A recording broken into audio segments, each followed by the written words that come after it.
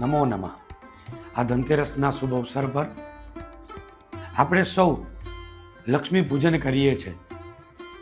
ભાઈ, લક્ષ્મી પૂજનની અંદર આપણે આપણા ધન એટલે કે આપણે નોટોની પૂજા કરીએ છીએ, રૂપિયાની પૂજા કરીએ છીએ, પણ એ આપણી કરન્સી છે, એ લક્ષ્મી નથી. તો ખરું લક્ષ્મી પૂજન અને ખરી આપણા ઘરની લક્ષ્મી એ કોણ છે?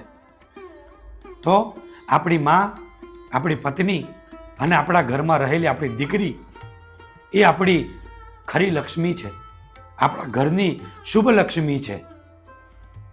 તો આપણે એનું પૂજન કરવું જોઈએ. તો એ પૂજન આપણે કેવી રીતના કરવું જોઈએ?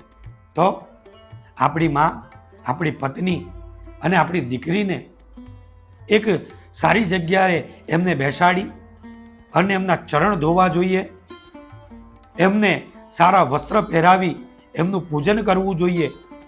અને જે ચરણ ધોઈને જે ચરણામૃત છે એ આપણે પાન કરવું જોઈએ. અને ઓમ મહાલક્ષ્મી નમઃ એ મંત્રથી આપણે એમનું પૂજન કરવું જોઈએ. તો ચોક્કસપણે આપણા ઘરની અંદર લક્ષ્મીની પ્રાપ્તિ થશે, લક્ષ્મીની વર્ષા થશે અને આપણા ઘરની અંદર શુભ અવસરની અંદર સુખ, શાંતિ અને સમૃદ્ધિ આપણને અર્પણ થશે. શુભમસ્તુ.